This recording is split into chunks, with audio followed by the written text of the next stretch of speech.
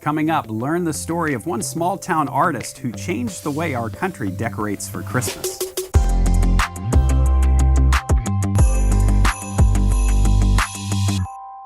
Welcome back to Your Creative Brief. As always, I'm Mark, your host. If you remember back to Season 1, Episode 10, I told you about a copywriter named Robert Louis May that wrote the Christmas classic Rudolph the Red-Nosed Reindeer. Well, I've got another inspiring Christmas creator story for you. And maybe if you're a fan of shows like Shark Tank on TV, I think you're really going to like this episode because it's about how one man's creative pursuit transformed his little town into a global travel and tourism destination. In 1845, German Lutheran missionaries settled in a small Michigan town about 90 minutes north of Detroit. And over the years, the area grew in farms and mills and became really known for German craftsmanship and food. And about a half dozen hotels welcomed people at that time to get that little taste of Bavaria. In 1941, in this small town, a 14-year-old boy started working in his Aunt Hattie's grocery store as a clerk. But at times he would make signs for the store and decorate the windows with holiday displays. At 16, he started a successful hand-painted sign and display business out of his parents' basement.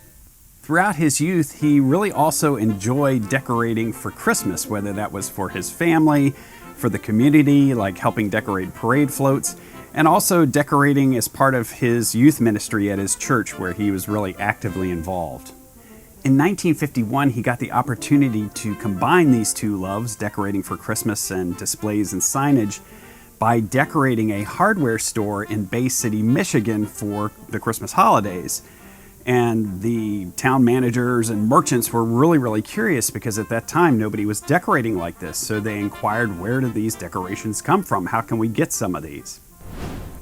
So this young man was really smart. He had the idea to go out and scout these Midwest towns around him, and he discovered this was a huge untapped market, really non-served market for Christmas decorations for municipalities and stores. So in 1952, he actually rented out the town hall in his small hometown and invited reps and merchants from all of these area cities to come see what he had to offer, and it was a smash hit. In fact, things were going so well that in 1954, his dad and family that were in the masonry and construction business built him a dedicated showroom at 121 Tuscala Street, seen here in my historical photo merge, because that same building stands today. It's next door, actually, to his Aunt Hattie's grocery store, where I mentioned earlier he worked at 14. And you can see a photo merge of that as well. He eventually winds up buying the grocery store and a brick bank across the street, and the three of them together became a massive showroom and fabrication place, and the three together were affectionately known as the Bavarian Corner. And so they attracted Christmas decoration buyers from towns all over the country. And of course, eventually they outgrew those three buildings. And so his family was actually able to buy a substantial piece of property in town, and they actually relocated to that property in a new facility in 1975, which is now known as 25 Christmas Lane. Today, that is the largest Christmas store in the entire world. And so by now, you may have guessed that I am referring to Bronners Christmas Wonderland in Frankenmuth, Michigan. Now, there's so many YouTube videos out there about visiting this amazing store, and you really do have to go and visit it because it is 7 acres, which is like 5.5 football fields. There's 300 decorated trees and like 700 staff. But I really wanted to focus on the creative and his backstory and the impact that he had bringing 3 million visitors to Frankenmuth, Michigan every year. And 50,000 of them come just to the store on Thanksgiving weekend alone. So this really is the lesser known story of artist and creator and entrepreneur Wally Bronner. Here was this teenager who had the ability to go into the family construction and masonry business, kind of the safe route, that he didn't really want to do it, or he could have gone to this uncharted territory of signage and Christmas decorations. And he attributes the decision to pursue his dreams in part to his family physician, who told him, "Do what you love." And then Wally also consistently throughout his entire life attributed his success to God and his deep faith guiding him. After his many years of success and doing like 250 presentations a year about Bronners, Wally Bronner did die in 2008. I guess you could say he went home to heaven.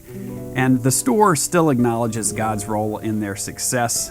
For instance, they have a nativity set in every one of their Christmas trees in the store. And they also have a replica of the Silent Night Chapel. The original is in Austria, where that song was sung for the first time. Now, those 3 original showroom buildings, including the one that his family built, are still there in Frankenmuth. And so few of these 3 million visitors a year know that they're there or what they are. And I really encourage you to take a walk up the street and take a look. You'll be looking at the history of how we changed decorating our towns and our stores for Christmas.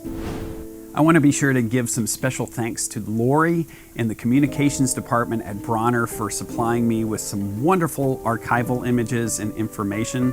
And you can learn so much more about Wally Bronner's wonderful life and career and faith in his books that are available at Bronners. I'll also leave you some links to some resources online.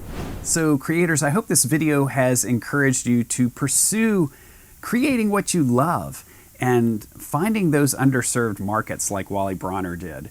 And for cities and towns, support your local artists. Pay for that Instagram wall or that mural. Do these public art installations, hold competitions at your museums, do the art walks and strolls and festivals. What I do with historical photo merges and augmented reality, for instance, also works really good on mobile phone tours of your city. But as I travel across this country to really big cities and small towns, I find the ones with a really vibrant art scene are the ones that are thriving, and it can literally put your town on the map. Thanks as always for watching. As a creative director and a pro photographer and videographer for travel and tourism, if there's any way I can help your business or your city or town, or you as an artist or creator, I would love to do so. Make sure you leave me some comments below and I will definitely follow up with you. That's going to do it for this season. I'm Mark for Your Creative Brief. Have yourself a Merry Christmas and a Happy New Year.